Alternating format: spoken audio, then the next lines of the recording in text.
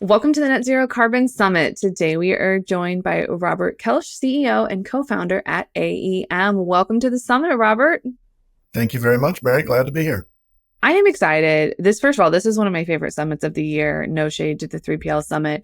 The Net Zero Carbon Summit is my favorite because it's all of the topics that I love to talk about. And so before we get too far into that, let's get some background on you and kind of how you started AEM. Sure.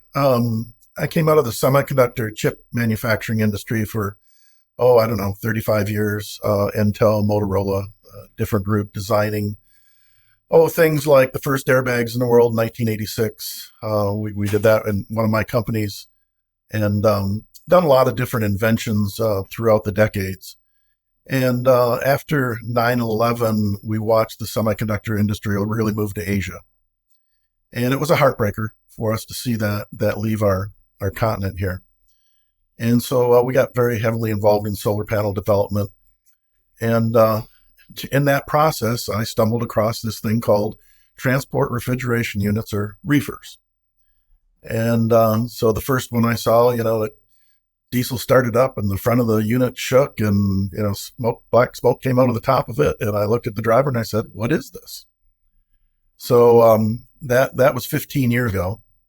And a few months after seeing that, we had worked with a local company here in Phoenix that,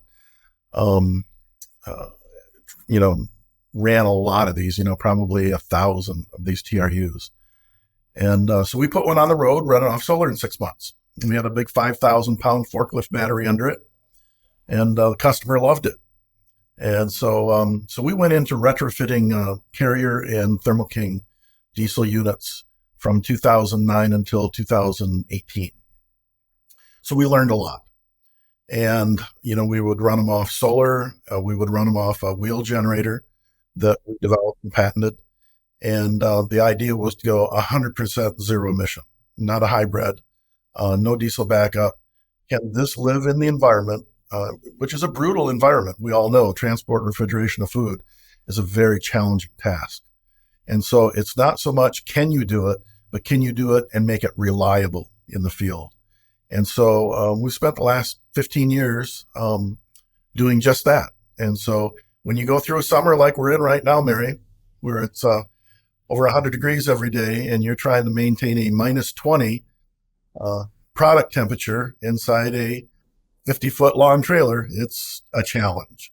And I can happily report that we meet that challenge. And I think our database right now is, can we operate as efficient and as trouble-free as a diesel, as everybody's come to love their diesels over the last 60 years? And can we change this industry over time to get away from the diesel and get away from the black carbon? And that's really what our mission is today.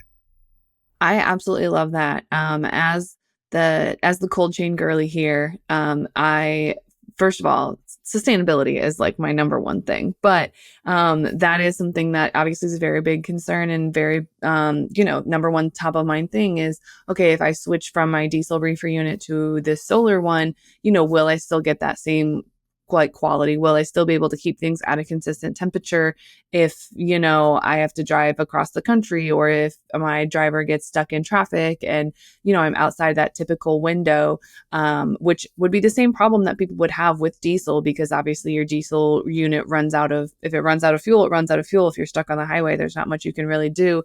Whereas, that's the one advantage I feel like solar has, is that if you are stuck on the highway in the mid, like on a nice sunny day, you don't really have to worry about your diesel running out because the solar's there for you. That's exactly right. And so that what we call range anxiety is a big deal. We've Mary purposely focused on return to base operations so that we're getting a look at the equipment every day. It goes out on a 14-hour route and we get a look at it every day when it comes back, and then integrating the human behavior to say, hey, my electric came back. This is not a diesel. How do I handle this unit? And so, in the warehouses and the food warehouses, there's a high turnover rate of people. And so training and integration in this new world technology is a challenge. And so we spend a lot of time. When you have somebody operating from New York to Los Angeles, now all of a sudden your support in the country has to become you know, ocean to ocean. And so we've avoided that in these early days and focused on people that have a return to base operations and are operating, 100 plus units. I really like that approach because that says that, okay, we're going to really nail this here in an environment that we can control. And basically, if something goes wrong, we can solve a problem very quickly because it's within a certain mile radius that, nothing is in theory going to really go that bad because someone else can be there to swap out product or whatever. That's much harder to do when your base is in, for example, Phoenix, where you are, and you have a breakdown in like Omaha, Nebraska. Not Right. the easiest to go in and swap. And you're going to have those learning curves, but I love that, most of them are happening in an area where if something goes wrong, you can fix it really readily. Do you kind of mind giving us a quick little overview of how these SolarTech reefer units work? Sure. And to your point, we have been very focused on California because of the regulations. And so when we designed our system, we realized right off the bat that we feel these units are more like forklifts than they are like trucks. The operation of, we're applications engineers. And so when we focused on this application, we spent a tremendous amount of time in the parking lots, seeing exactly what the behavior profile looks like every day on these things and what the issues are, even with diesels. So it was very important to us to come up with a very, very safe product because, people are plugging these in. You got a human being, might be your daughter, might be your son coming home telling you, well, I'm plugging several hundred of these in a day. What does that look like from a safety standpoint? And so we had to move away from high voltage real early on.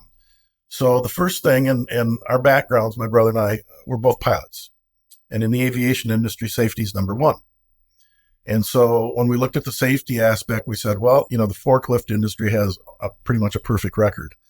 And with human beings plugging, these TRUs get plugged in 6 to 10 times a day, plugged and unplugged. So there's a lot of human interface. So we put the charge plug, Mary, in the back driver's corner of the trailer. We can put it anywhere, but that's the normal product build. And then it's all low voltage. Everything coming out of the wall of the building or out of the parking lot charger would be plugged into that back corner. And of course, then you've got to route it up to the middle of the trailer for the battery box. And then you got to route from the battery box up to the front of the trailer. And so these run off electric motors and solar. And then we have a patented wheel generator that gives you a range extension on the road. In California, that only operates on a braking basis, not even downhill, just on a braking basis, so that it's zero emission in California. So we're inside the law in California forever.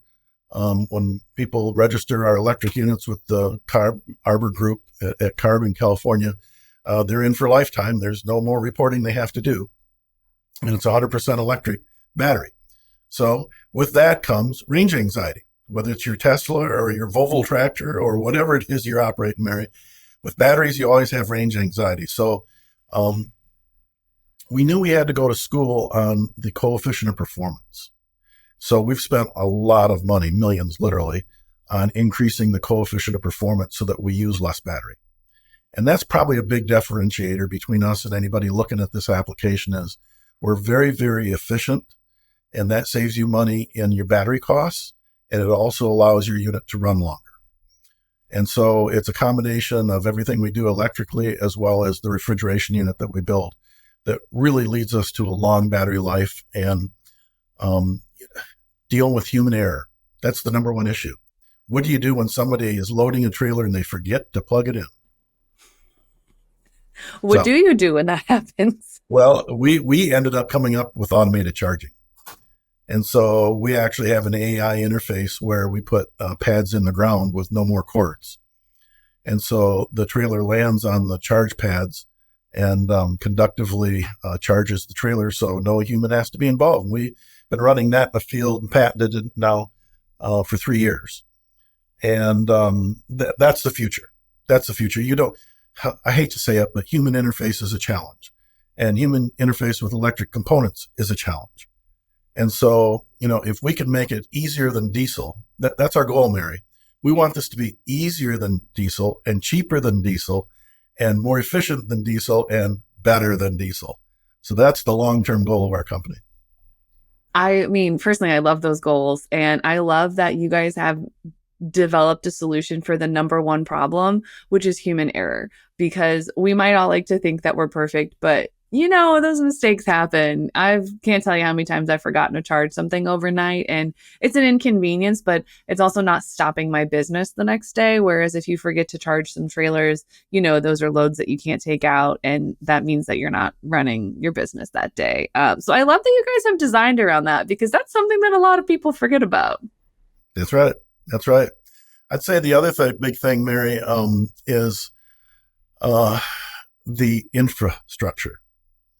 So with our wheel generator, it's got a geofence on it, so it knows geographically where it's at.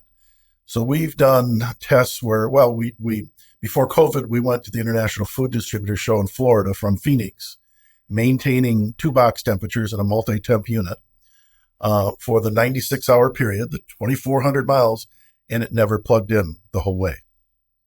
So the combination of the solar and the wheel generator allowed that single driver, who was taking breaks, of course, to keep the unit running while he was sleeping, while he was resting, and not have to plug in all the way across the country. So the wheel generator gives us an opportunity to move across the country without infrastructure. The other thing we've done from an infrastructure standpoint is really focused on, like I said earlier, it's a highly efficient unit. So we don't need a lot of power to run our unit. And so we have not run in the last 15 years, we've never run into a facility where we didn't have enough power. We literally, if you think about your warehouse, we need 1 amp per foot. So, we take and distribute the 460 volt 3-phase power around through a building to the dock doors, like everybody has to for electric, or out in the parking lot, but we don't have to move a lot of power. So if you think about that 1 amp per foot, that's a pretty small number at 463 phase. That high voltage hits our transformer for our charger, and actually we call it an auxiliary power unit. You can't use a charger on reefers. It doesn't work like a Volvo, a Freightliner, or a Tesla. These reefers have to be running, keeping food cold while you've got them plugged in. Well, that means right away you've got, several thousand watts of power coming and going, and the unit hits temperature and shuts down, and a charger goes, "Oh my God, what just happened? Shut down. It's unsafe." So we spent about 3 years developing our auxiliary power unit. Kind of like an airplane. When an airplane pulls up to the gate at the airport, and you see those lights flash on the cabin, it's when you get off the battery power of the unit and plug into the grid power. And that's what we've had to develop, and we're very good at that, and we're very efficient at that. And that's combined with our automated charging there. I absolutely love that on so many levels. Like, it's just like you guys have really thought about everything. And that's just to see something so well thought out. That's such a comprehensive solution is just utterly fantastic. We have a couple minutes left.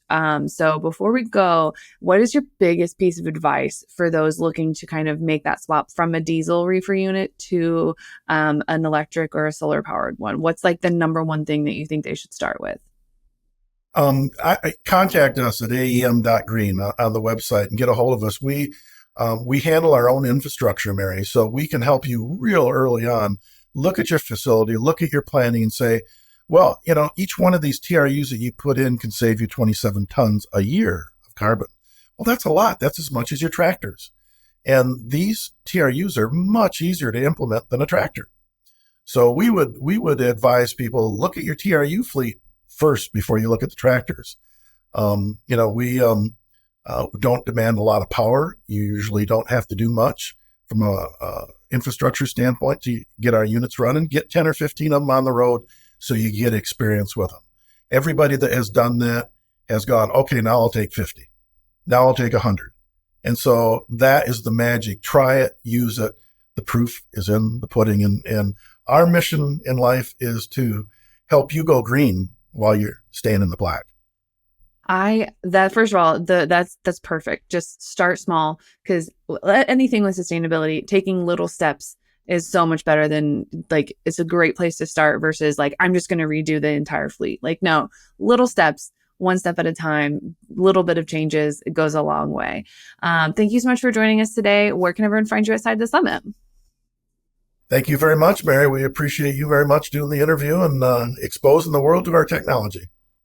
Awesome. And thank you so much for joining us today. And stay tuned. We have a bunch of amazing content coming for the rest of the Net Zero Carbon Summit. Love it, Mary. Thank you very much.